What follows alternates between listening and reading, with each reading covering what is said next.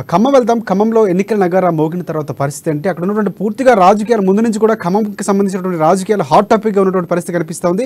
ఎన్నికల నగారా ఎప్పుడు వస్తుందని నేతలు ఎదురు చూస్తున్న క్రమంలో రానే వచ్చిన నేపథ్యంలో అక్కడ ఉన్నటువంటి పూర్తి అప్డేట్స్ ఏంటి చెప్పండి ఉపేంద్ర.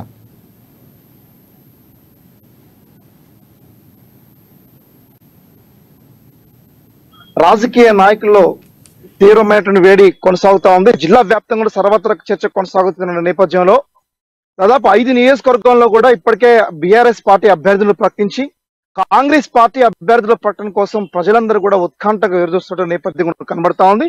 ఈ రోజు సాయంత్రానికి కానీ రేపు ఉదయానికి కానీ ఇప్పటికే కాంగ్రెస్ పార్టీ అభ్యర్థుల లిస్టు ప్రకటించడానికి అవకాశం ఉన్నటువంటి నేపథ్యంలో అటు బీజేపీ ఇతర కమ్యూనిస్ట్ పార్టీలు ఇటు బిఎస్సీ పార్టీ ఇప్పటికి కూడా కసరత్తు ప్రారంభించాయి. దాదాపు నవంబర్ 3వ తారీఖున ఎలక్షన్ గెజిట్ రిలీజ్ అయ్యి ఎలక్షన్ నామినేషన్ ప్రక్రియ కొనసాగుతున్నటువంటి నేపథ్యంలో జిల్లా వ్యాప్తంగా కూడా ఇప్పటికే ఎన్నికల వేడి అనేది తీవ్ర స్థాయిలో పెరిగిందనేది కూడా మనం చెప్పుకోవచ్చు.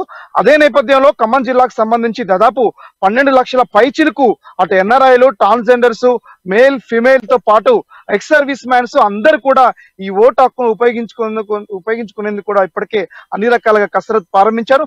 దాదాపు ఈఆర్ఓలను అదే నేపథ్యంలో ఏఈఆర్ఓలను అందరినీ కూడా నియమించేసి ఎలక్షన్ సంబంధించినటువంటి అధికారుల యొక్క మొత్తం వ్యూహాత్మకమైనటువంటి ప్రణాళిక కూడా కింది స్థాయిలో నిర్వహించే నేపథ్యం కూడా ఈరోజు సాయంత్రానికి రాష్ట్ర వ్యాప్తంగా ఉన్నటువంటి ఐపీఎస్ ఐఏఎస్ అధికారులతోటి రాష్ట్ర ఎలక్షన్ కమిషన్ కూడా ఈరోజు కొద్ది సాయంత్రానికి ఏదైతే సమావేశం నిర్వహించబోతున్న తరుణంలో ఉందో కొద్ది అదనపు కొన్ని డైరెక్షన్స్ కూడా రాబోతా ఉన్నాయి. అంటే ప్రధానంగా ఈ రోజు నుంచి మధ్యాహ్నం 12 గంటలకి సెంట్రల్ ఈసీ అయితే ఏదైతే సమావేశం పెట్టి ప్రెస్ మీట్ పెట్టి ఈ రోజు అనౌన్స్ చేసేదో అదే క్షణం నుండి కూడా ఎలక్షన్స్ కూడా రాబోతా ఉన్నాయి. ఈ క్షణం నుండి ఖమ్మం జిల్లాలో ఉన్నటువంటి ఏ ఒక్క ప్రజాప్రతినిధి కావచ్చు, ప్రభుత్వ అధికారి కావచ్చు, ఎవరు కూడా ప్రభుత్వ ఆధీనంలో పనిచేయరు. ప్రధానంగా అటు రెవెన్యూ, పోలీసు, ఆబ్కారీ శాఖ వీళ్ళందరూ కూడా పూర్తిగా ఎలక్షన్ కమిషన్ హ్యాండ్ ఓవర్ లో పనిచేసి రానున్నటువంటి ఇలాంటి ఎలక్షన్ లో ఎటువంటి అవాంఛనీయ సంఘటనలు జరగకోకుండా, ఎటువంటి అధికార దుర్వినియోగం జరగకోకుండా అన్ని రకాలుగా ఈ రోజు పనిచేసే అవకాశం కనబడతా ఉంది.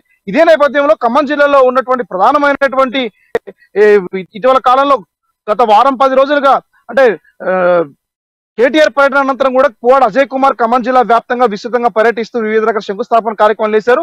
ఈరోజు ఉమ్మడి ఖమ్మం జిల్లా అంటే కొత్తగూడెం జిల్లాకు పర్యటకెళ్ళినటువంటి పువ్వాడ అజయ్ కుమార్ కూడా వెంటనే తిరిగి తన యొక్క కార్యక్రమాలు మొత్తం ముగించుకొని తిరిగి వచ్చిన అవకాశం కూడా ఇప్పుడు కనబడతా ఉంది. అంటే ఓవరాల్ గా చూసుకుంటే ఖమ్మం జిల్లాలో ఉన్నటువంటి ఎన్నికల వాతావరణం తారాస్థాయికి చేరింది.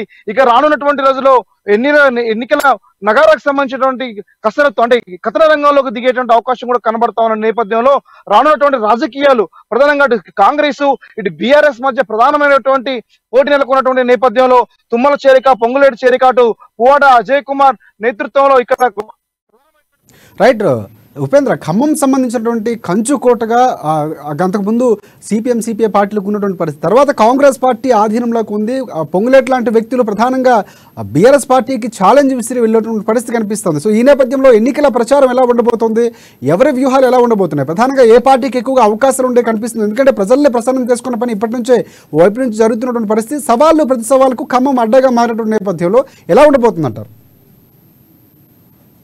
రైట్, తెలంగాణ రాష్ట్ర రాజకీయాలు ఖమ్మం గడ్డ ఒక ప్రధానమైనటువంటి చర్చ కొనసాగుతోంది.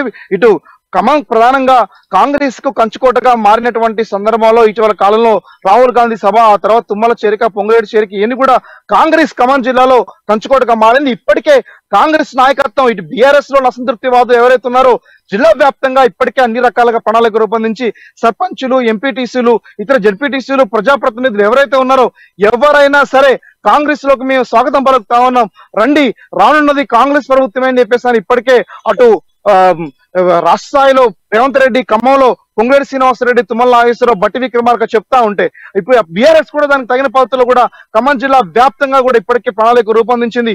కాంగ్రెస్ అభ్యర్థులు ప్రకటించిన వెంటనే అసంతృప్తి వాదుల్ని కూడా తన వైపు ఆకర్షించుకునేందుకోసం ఈ రోజు హైదరాబాద్ నుంచి ఖమ్మంలో ఉన్నటువంటి బీఆర్ఎస్ నాయకులకి ప్రధానంగా అజయ్ కుమార్ కి సీఎం కేసీఆర్ ఫోన్ చేసి అక్కడున్న పరిస్థితులు ఆరాధించినట్టు కనబడతా ఉంది. అంటే గతంలో ఒకే ఒక్క సీటు ఉమ్మడి ఖమ్మం జిల్లా వ్యాప్తంగా కూడా ఒకే ఒక్క సీటు బీఆర్ఎస్ పార్టీ ఖమ్మంలో గెలిచింది. మిగిలినటువంటి చోట కూడా టీడీపీ, కాంగ్రెస్ గెలిచినటువంటి నేపథ్యంలో ప్రస్తుతం అది పూర్తిగా మారిపోయేటువంటి అవకాశం ఉంది.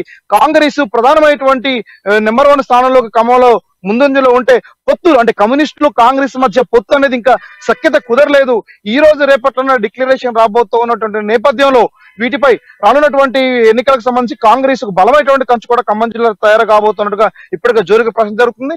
దీన్ని ఎలాగైనా సరే బద్దలు కొట్టాలని చెప్పేసి కూడా బీఆర్ఎస్ అంటే ప్రధానంగా పోవాడ అజయ్ కుమార్ వ్యూహాత్మకంగా అడుగులు వేస్తూ ఖమ్మం జిల్లా వ్యాప్తంగా బీఆర్ఎస్ అలర్ట్ చేస్తూ కాంగ్రెస్ ని ఎలా ఢీకొనాలని చెప్పేసి వ్యూహాలు రచిస్తున్నటువంటి సందర్భం కూడా ఖమ్మం జిల్లా వ్యాప్తంగా